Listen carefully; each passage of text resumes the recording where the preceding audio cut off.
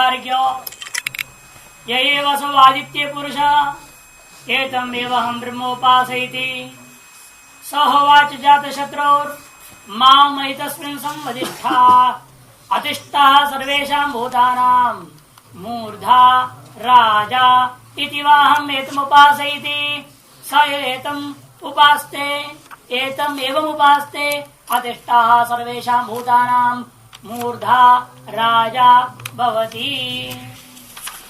सह गार्ग्यवाच। इस प्रकार राजा जब अपने श्रवण करने की इच्छा को जाहिर किया तब श्रवणोन्मुख उस अजाशत्रु के प्रति वह गार्ग्य ने इन बातों को कहा है।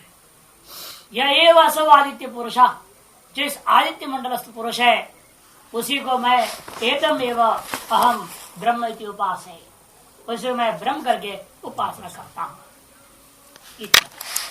साहब अजात शत्रु कहता है, अरे महाराज ऐसा मत कहिए, ऐसा मत कहिए, मामा एतस्मिन् संवदिष्ठा, इस विषय में आप कृपया संवाद ना करें। क्यों? कहते हैं तो हम पहले से जानते हैं। आपने क्या उपदेश दिया? उपदेश वो देना है और उसकी प्रतिज्ञा कर रखे हो जो मैं नहीं जानता हूं। उसी को उपदेश देने के लिए आप आए हो ना, और ये तो मैं जानता ही हूँ। हर बल्कि आप तो इतना ही जानते हो, आज पुरुष में ब्रह्म की उपासना करते हो, मैं तो सिर्फ गुणों को भी जानता हूँ, आपसे ज्यादा जानता हूँ। क्या क्या गुण जानते हो भाई? सर्वेशां भूतानां अतिष्ठा सर्वेशां भूतानां च मूर्धा राजा च, 3 गुण। सभी भूतों को वो अतिष्ठा है, अधिग्रहण करके स्थित है, और सकल भूतों में वो पूज्य है, और वह राजा है, दीप्तिमान है। इन 3 गुणों से विशिष्ट उस आदित्य मंडल पुरुष को अहम एतो उपासा, मैं उपासना करता हूं।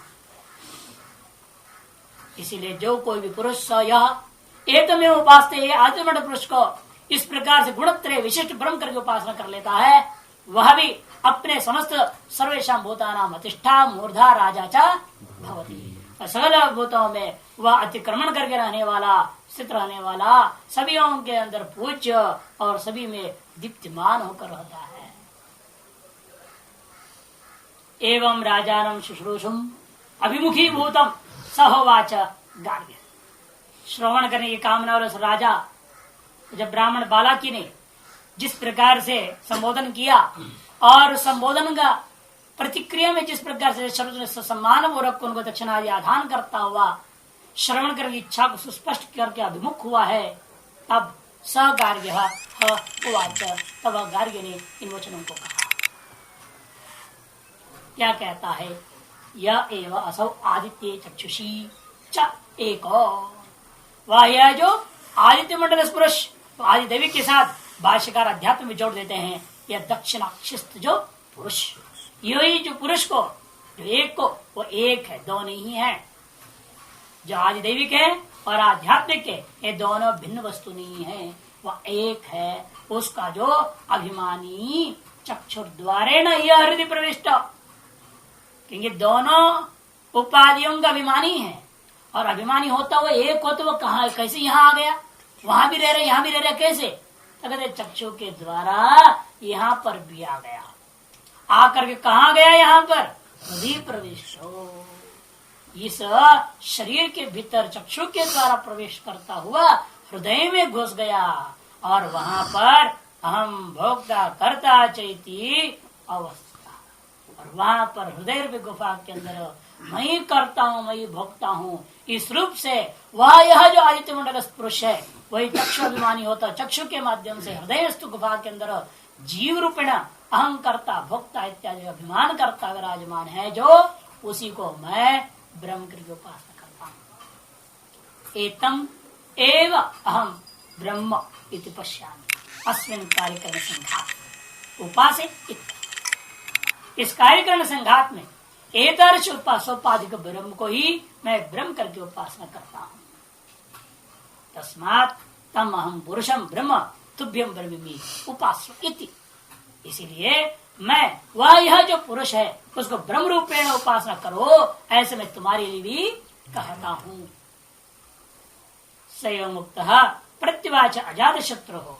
जब गार्ग्य ने इस प्रकार से उपदेश दिया तो प्रति जवाब में इस अजाशत्रु ने क्या कहता है, माँ माँ, 2 बार बोला है, माँ माँ इति हस्तेन निवारयन, ऐसे मत कहिए, ऐसे मत कहिए, ऐसे हाथ से निवारण करते हुए, इशारा करते हुए कह रहा है।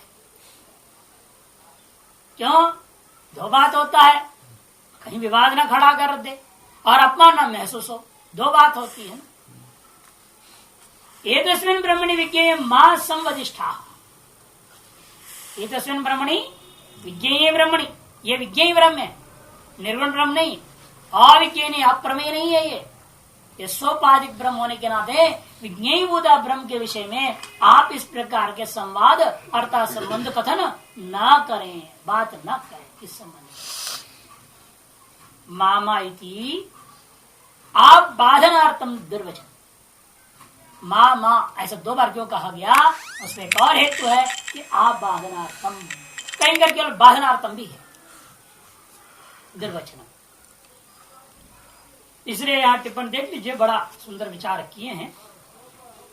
नतुपास्य इति भाव 4 में विज्ञेय, विज्ञेय अविद्या विषयांत पातिनी विज्ञेय उपास्य इतिया, अविद्या विषय है कि अंतर्गत है ये विज्ञेयभूता ब्रह्म, ये उसका तात्पर्य। इसलिए उस विषय में आप इस प्रकार से मेरे को मत कहिए, वो मैं पहले से ही जानता हूं। संवादम महाकार्षी समधिष्ठा लुंगलका आबादेच्छा इति सूत्रेण, आबादेच्छा एक पाणिनीय सूत्र, उसके द्वारा पीड़ायाम द्योत्ययम द्वित्वम इति प्रत्यय, पीड़ा में ही या पीड़ा द्योतन करने के लिए ही द्वित्व किया गया है, उसको आधारित होते हुए भाष्यकार ने लिखा आबादनार्थम, गार्ग्यस्य ईशत बाधनार्थम, आंग उपसर्ग है ना, गार्ग्यस्य ईशत बाधनार्थम, तथा ही गार्ग्यो ही विना स्व उपदेशम राज्य ज्ञातस्य ब्रह्मण प्रवदनशीलो अतः तस् ईशत बाहित्व बुद्धिया राज्ञा निषेधो अभ्यस्ता। गार्ग्य के द्वारा दिए गए उन उपदेशों के बिना भी वह राजा से वह ब्रह्म पहले से ज्ञात था, इसलिए ज्ञातस्य ब्रह्मण राज्ञा ज्ञातस्य ब्रह्मण एवं प्रवदनशील, राजा के द्वारा ज्ञात जो ब्रह्म था उसी का ही कथन करने के स्वभाव वाला है बालाकी गार्ग्य। अतः तस् ईशत बाधित बुद्धिया, उसका ईशत बाधित बुद्धि के द्वारा राजा ने क्या किया, माँ माँ इस निषेध को इसलिए अभ्यस्त कर दिया, 2 बार उच्चारण कर दिया, निषेधाद्वित्व बोल। तेन मुख्यम प्रतिज्ञाया तद अनुक्ते है प्रतिज्ञा बाधित, कहने का मतलब मुख्य जो निर्गुण ब्रह्म को उपदेश करने की बात प्रतिज्ञा की और उस प्रतिज्ञा के खिलाफ सगुण ब्रह्म का जो उपदेश किया है वह प्रतिज्ञा हानि रूपी एक बात होता है, वो दोष भी इसे है, यहाँ ये भी अर्थ इसका होता है। हृदय प्रविष्टे आत्मनित्यर्थ एवं समान विज्ञान विषये भाष्य आवयोर अस्मान अविज्ञानवत इव दर्शयता बाधिता स्याम अतो मां समधिष्ठा एवं समान विज्ञान विषय हो गया ना। आपके पास जो विज्ञान है, हमारे पास जो विज्ञान है, दोनों ही समान विषय विज्ञान है। अतः समान विज्ञान विषय आवयो अस्मान अविज्ञानवत इव, हम दोनों का बीच में हमें न जानते हुए के समान आप जो दर्शा रहे हैं, आप ऐसे समझ रहे हैं जैसे कि अजातशत्रु को इस विषय में ज्ञान ही नहीं है। हम दोनों का बीच में से मेरे को इस विषय का ज्ञान नहीं है, ऐसे के समान इव दर्शयता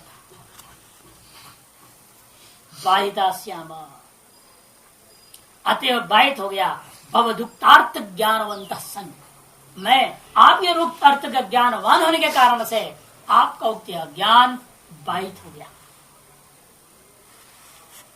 अतो मां समितिष्ठा, इसलिए मया तच्छासनम ऋतेपि यथोक्त ब्रह्मण ज्ञातता, आपके उपदेश अनुशासन शिक्षा दिए हुए बिना ही मेरे को पहले से इस ब्रह्म का ज्ञान होने के कारण से आप इस विषय में और अधिक चर्चा न करें, व्यर्थ क्यों समय का क्यों बर्बादी करना। इसीलिए वो कहता है मां संवादम कार्षी अस्मिन ब्रह्मणि एतार सगुण सोपाधिक ब्रह्म के विषय में और अधिक संवाद करने की अपेक्षा नहीं है। अन्य चीज जानासी तत् ब्रह्म वक्तुम मरुसी, और अन्य कुछ जानते हो उस ब्रह्म के बारे में तो अवश्य आप कहिए। न तो यह मया ज्ञायते ही होगा। पहले पर्याय में इतनी विस्तार से समझा रहे हैं, बाकी सभी ऐसे समझना है। अनेक पर्याय है ना यहाँ पर, अनेक पर्यायों में बात उठेगा।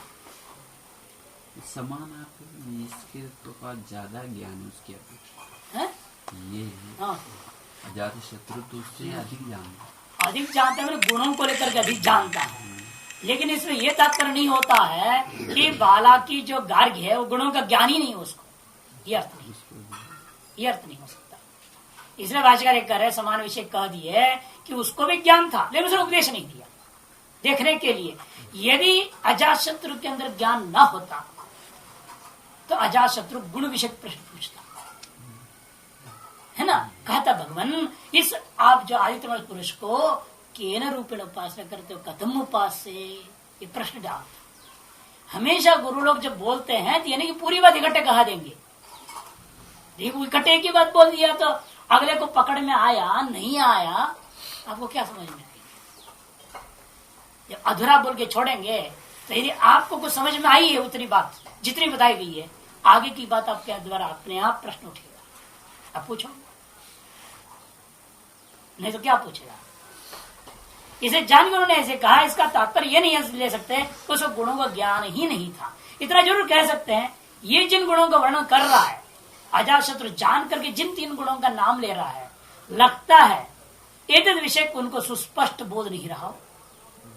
अज्ञानवान पुरुष तो ही है, विद्वान पुरुष तो ही है, वो सुस्पष्ट बोध नहीं रहा होगा, उसको इसने क्या स्पष्ट कर दिया, ऐसा लिया जा सकता है। इसलिए क्योंकि आगे कार्य देखिए, न तो यह मया ज्ञाते एवं आगे, क्योंकि जो मेरे के द्वारा जाना हुआ है उसी को आप उपदेश दें वो तो व्यर्थ है।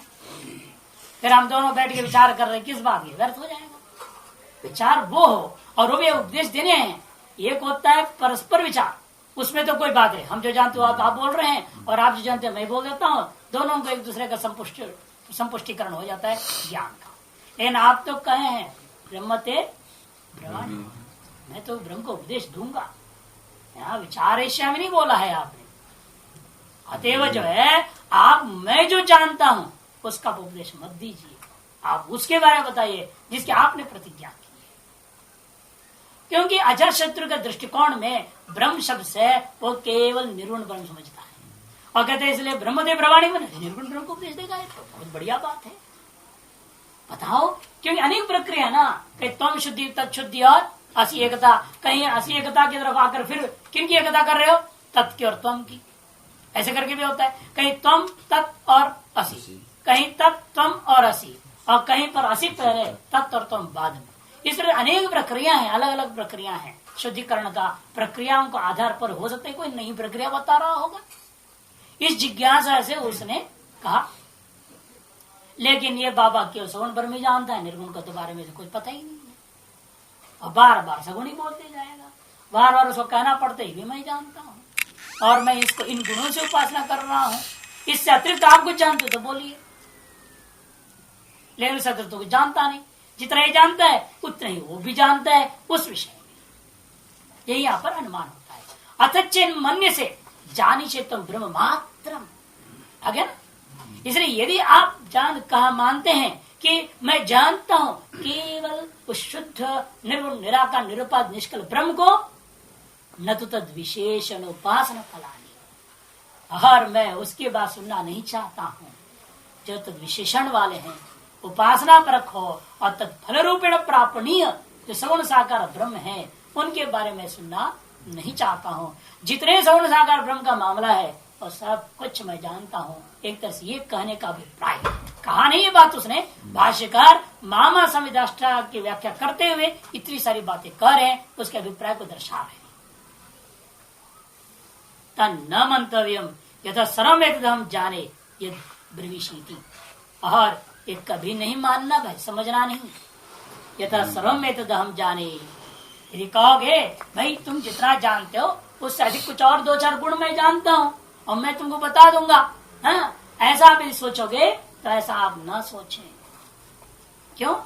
क्योंकि जो है यतः सर्वमेतद हम जाने यद ब्रवीषि, जो कुछ भी आप कहेंगे वह सब कुछ मैं अच्छी तरह से जानता हूं। अरे तुम किस प्रकार जानते हो? देखो भाष्यकार की से स्पष्ट हो रहा है नहीं यहाँ पर। इसका मतलब वो गार्गी का बालाकी का मन की बात बोल रहे हैं और अजातशत्रु के मन की बात बोल रहे हैं कि ये जान रहा है वो किन किन गुणों से उपासना करते हैं और वो भी जानता है कि किन किन गुणों से उपासना करना है। अतिरिक्त कुछ भी नहीं है। जब बोल दिया उसने मामा समझता कहते ही तो उसका ध्यान उस पर चला गया। इसलिए उसके मन में ये आता है किस प्रकार किन गुणों से तुम करते हो, मैं जानू तो सही। ये कम कर रहे हो तो फिर बताऊंगा। तो पूछ रहा है कथम, यदि मंत्र में नहीं है, भाष्यकार अध्ययन करके समन्वय करके आपको समझा रहे हैं। अतिष्ठा अतिथ्य भूतानि तिष्ठति अतिष्ठा, अतिथ्य भूतानि अतिथ्य भूतानि सर्वाणि, सर्वेशा भूतानाम है ना वहां पर, इसलिए इसके अतिथ्य सर्वाणि भूतानि तिष्ठति अतिष्ठा प्रधान। सर्वेशंच भूतानां मूर्धा शिरः पूज्य, सकल भूतों का मूर्धा है, न सकल भूतों का खोपड़ी है का मतलब सकल भूतों का पूज्य। सर्वेष्वंगेषु शिरः प्रधानम का है राजा इति वै, यह अनुकरण है। राजा इति वै, राजा मने दीप्ति गुणोपेतता, दीप्ति गुण से युक्त होने के नाते आत्ममंडलस्थ पुरुष क्या है? राजा के समान राजा। एतेर विशेषण विशिष्टम, इन विशेषणों से प्रधानत्व पूज्यत्व और राजत्व विगुणों से विशिष्ट जो है हम क्या कर रहे हैं? ये तद ब्रह्म अस्मिन कार्यकरण संगाते कर्तृभोक्तृ चैत्य हम एतोपास्ते, इस कार्यकरण संगात में एतत् गुणत्रय विशिष्ट कर्तृभोक्तरादि सोपाधिक ब्रह्म को मैं उपासना करता हूँ। इति फलम अपि एवं विशिष्ट उपासक, इसलिए फल भी एतादृश विशिष्ट उपासक का फल भी अनुरूप ही मिलता है। स य एतमेव उपासते अधिष्ठा सर्वेषां भूतानां मूर्धा राजा च भवति। इसलिए जो पुरुष ये तृण विशिष्ट कर्तृभोक्तृत्वपाधिक वाला हृदयस्थ जीव भावेण उस सगुण ब्रह्म का भेद करता हुआ जो उपासना कर लेता है, वही सगुण ब्रह्म जो आयुर्मंडल स्पृष्ट है, वही अक्षित द्वारा इस हृदयस्थ मैं जो करता भोगता हूँ वह मैं ही हूँ, इस प्रकार से उपासना करने वाला होता है। वह व्यक्ति भी सकल भूतों का तरुण करते हुए रहने वाला, सकल भूतों का पूज्य और सकल भूतों में दीप्तिमान होकर रहता है। यथा गुणोपासना में वही फलम, ऐसा गुण का लेकर उपासना करते हुए उसी के अनुसार आपको फल भी प्राप्त होगा। तम यथा यथोपासते तदेव भवति श्रुते है, क्योंकि श्रुति कहती है जो जिस प्रकार से उपासना करता है, जिन गुणों से उपासना करता है, वह व्यक्ति अंत में उन्हीं गुणों से विशिष्ट स्वरूप को प्राप्त करता है। संवाद के द्वारा संवादेन आदित्य ब्रह्म ने प्रत्याख्याते अजात शत्रु नाम, अजात शत्रु के द्वारा आदित्य ब्रह्म में निर्गुण ब्रह्मत्व की भ्रांति का प्रत्याख्यान करने के बाद अब वह अजात शत्रु के लिए गार्गी गार्ग्य कहता है। स होवाच गार्ग्यो ये वासो चंद्रे पुरुष एतमेवं ब्रह्म उपासयति। स होवाच अजात शत्रुर मां मयि तस्मिन् संवदिष्ठा ब्रह्म पांडरवासः सोमो राजा इति वा अहम् एतम् उपासयति। स एतमेव उपास्ते अहर सुतः प्रसुतो भवति नास्य अन्नं क्षीयते।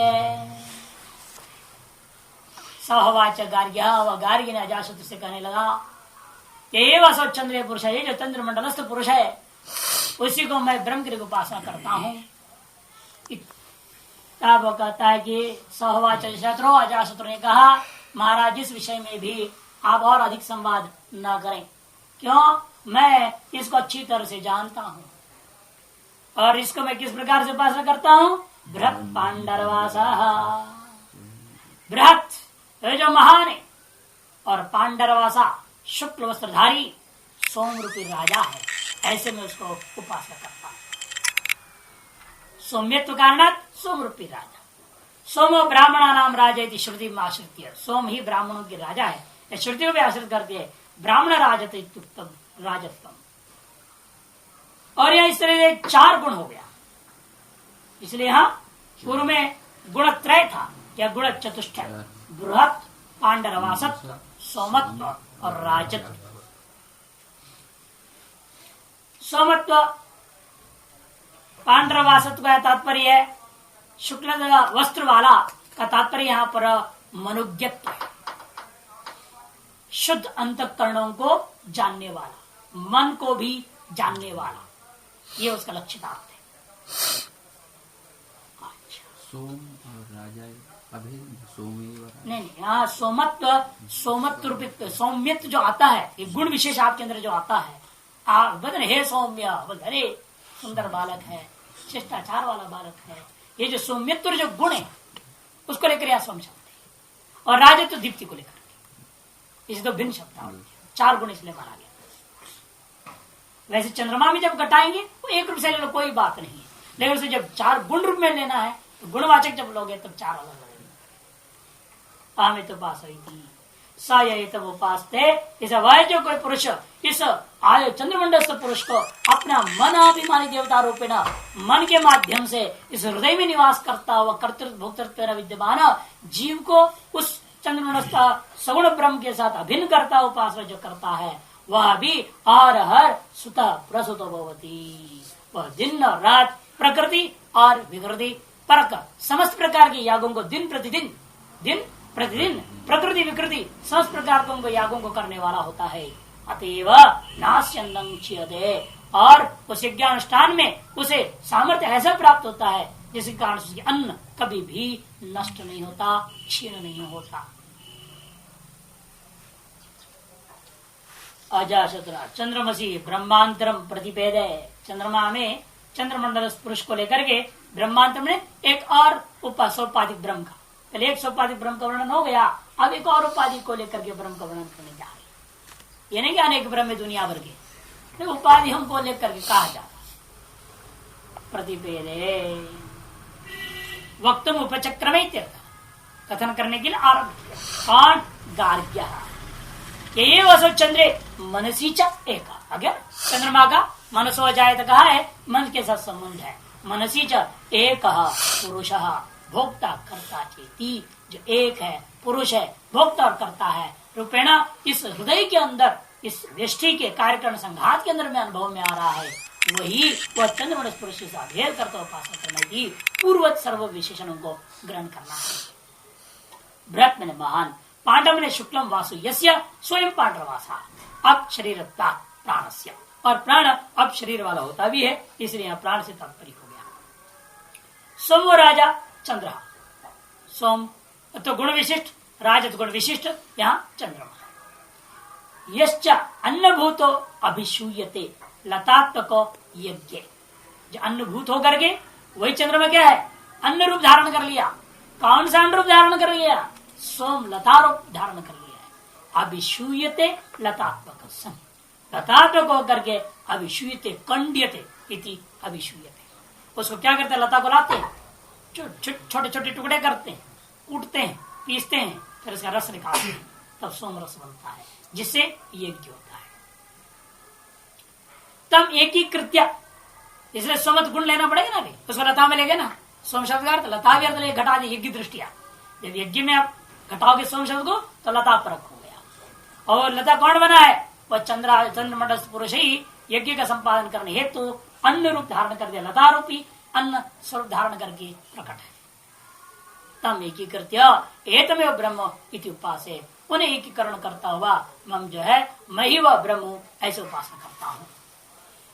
एतोक्त गुणम यह उपास, इसे जो कोई पूर्वोक्त गुण चतुष्टयोपेतम पुरुषम, नीचे टीकाओं में भी है, गुण चतुष्टयोपेतम पुरुषम यह उपासते तस्य, उस पुरुष का और उस उपासक का सुतः मैंने सोमो अभिषुतो भवती यज्ञे प्रसुतश्च विकारेषु, इसे प्रकृति यागों में सोम का सवन होगा और साथ साथ विकृति यागों में भी निरंतर सोम सवन करते रहता है।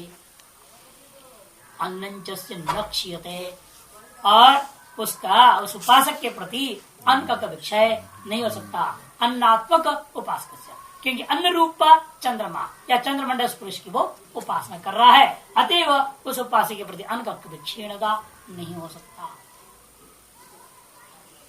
इस तरह द्वितीय पर्याय का विचार पूरा होता है।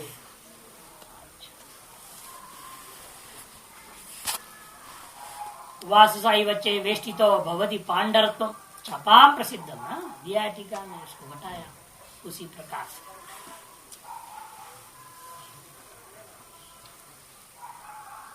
यथोक्त उपासक से प्रकृति विकृति अनुष्ठान सामर्थ्य लीलया लभ्यम इत्यर्थ।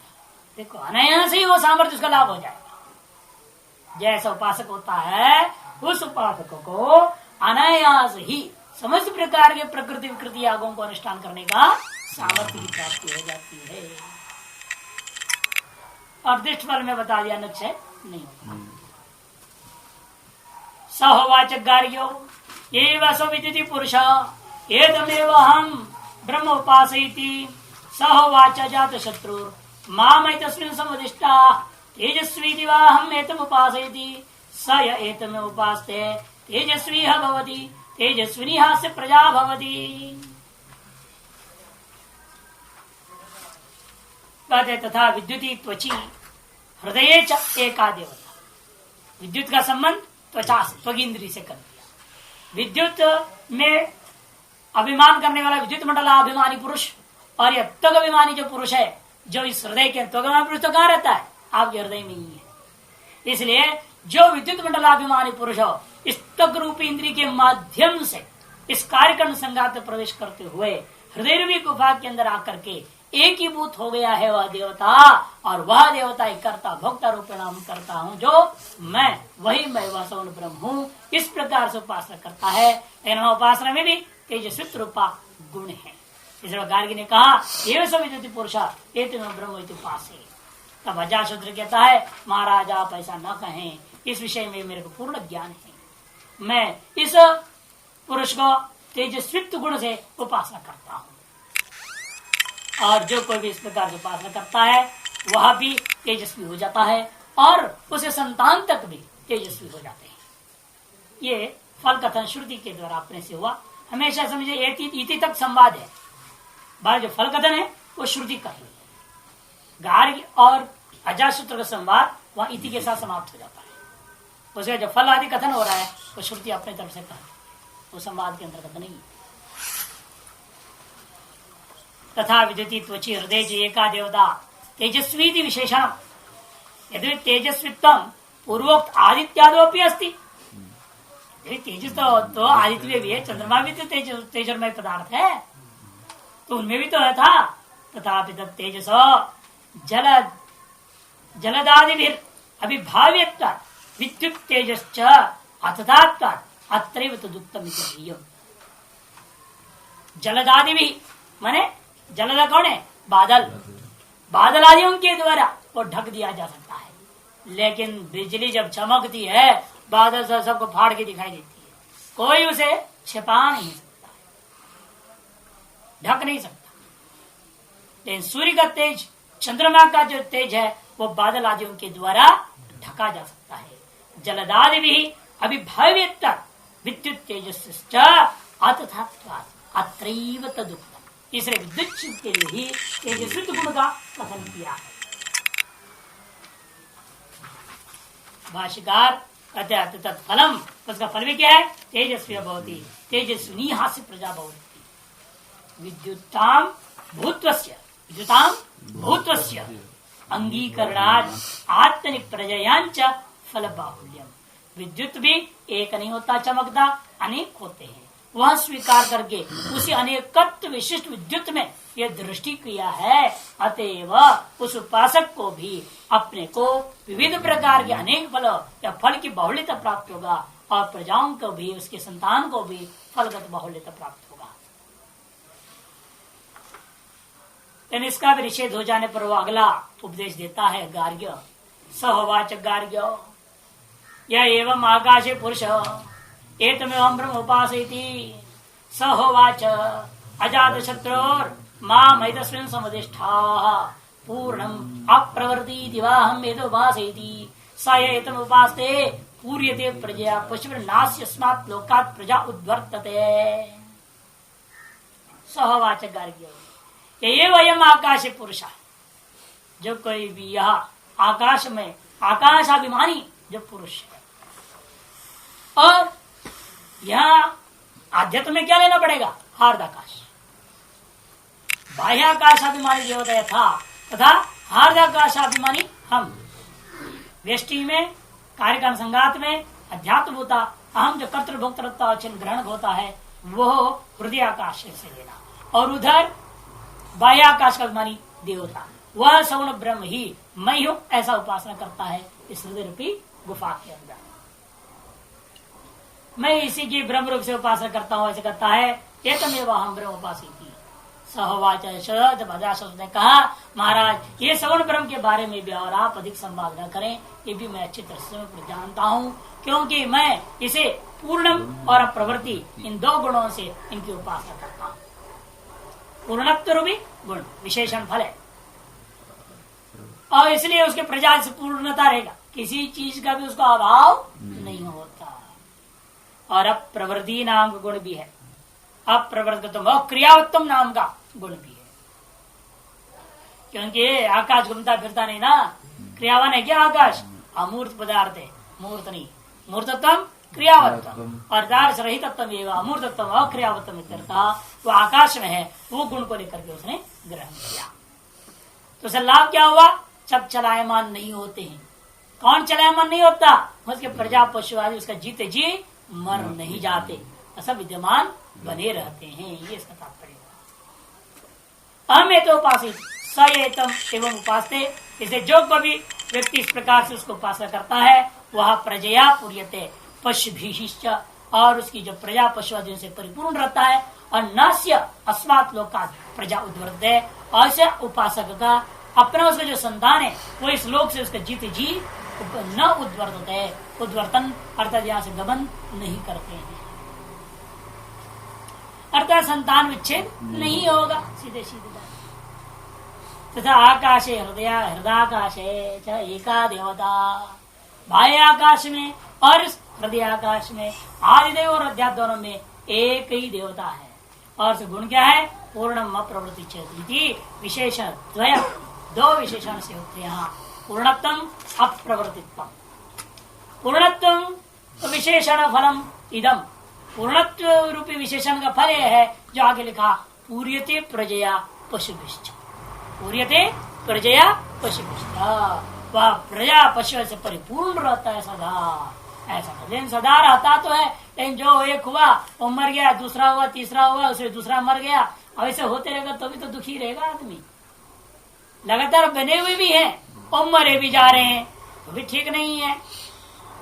इसे अप्रवर्तित विशेषण फलम, और साथ साथ इसलिए अप्रवर्तित गुण को लेकर विशेषण का फल क्या मिलता है? कहते उसका फल है नास्य अस्मात् लोकात् प्रजा उद्वर्तते, इस लोक से उसकी प्रजा को उद्वर्तन कभी नहीं होगा, अर्थात प्रजा संतान अविच्छिन्न, प्रजा की संतति जो धारा है, संतान मैंने यहाँ पर प्रजा की जो धारा संतति वो अविच्छिन्न रहेगा, निरंतर वो रहेंगे, कोई पहले मरता नहीं और आगे भी बढ़ते भी रहेगा।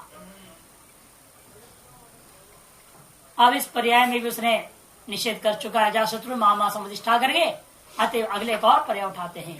सहवाचक गार्ग्यो एवं वायो पुरुष एतमेवं ब्रह्मोपासयति, सहवाच दा शत्रुर मामायि तस्मिन् समधिष्ठाय इंद्रो वैकुंठो पराजिता सेना इति वा अहमेतोपासयति, स एतमेवं उपास्ते जिष्णुर्ह अपरा जिष्णुर्भवति अत्यन्त्यस्य जाई, अन्यतस्य भवति के बाद अन्यतस्य जाई, अन्यतस्य जाई ऐसा होगा।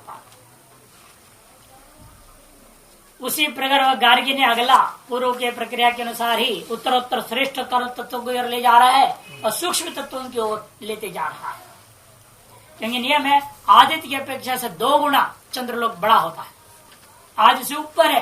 ये जो चंद्रमा देख रहे चंद्रलोक नहीं है, ये पृथ्वी से ही किसी काल में टूटा हुआ एक हिस्सा मात्र ही है, अतएव पृथ्वी में ध्रुव को घूम रहा है ना, वह मुख्य रूपी ध्रुव जो नक्षत्र के ध्रुव की ओर घूमता नहीं है, उसका जो भ्रमण है पृथ्वी ध्रुव, और पृथ्वी सहित तो उस ध्रुव नक्षत्र को भ्रमण करता है ये जो चंद्रमा है। इसलिए ये जो चंद्रमा है जिस पर ये वैज्ञानिक लोग जाकर के आपको भ्रम में डाल दिया कि हम चंद्रलोक पे जाके आ गए बोल दिए, नहीं ये चंद्रलोक पे थोड़ी गए, ये चंद्रमा पे गए हैं। चंद्रलोक तो आदित्य लोक के बाद में रहने वाला है और इस आदि के अपेक्षा से भी 2 गुना बड़ा है। ऐसे शास्त्रीय पौराणिक सिद्धांत है। अतएव उत्तरोत्तर श्रेष्ठ सूक्ष्म उत्कृष्ट तत्व की ओर ले जा रहे हैं। पहले आपने इसलिए लिया था चक्षु, चक्षु से मन, मन से भी सर्वव्यापी त्वचा, त्वचा से भी सर्वव्यापी आपने लिया हृदय आकाश, जिसका अधिष्ठित और सब कुछ आप कार्य कर रहे हो। उससे भी अब आगे बढ़ते हैं प्राण में। जिस हृदय आकाश संचरण करता हो यदि प्राण ना हो तो जीव ही इस कार्यक्रम संघात में टिक नहीं सकता है। इसलिए प्राण और वायु का भेद करता हो उपासना करता है। सहवाचक कार्यो ये वयम वायु पुरुष इत्यादि, जो उस वायु में पुरुष है, वायु अभिमानी पुरुष अधिदैव में है, और वही इस हृदय आकाश के भीतर में प्राणाभिमानी होकर के विद्यमान जो मैं कर्ता भोक्ता रूप में विद्यमान हूँ, वही मैं सवन ब्रह्म आत्मा की उपासना करता हूँ। लेकिन वह भी मैं कर रहा हूँ कैसे? 3 गुण है यहाँ पर।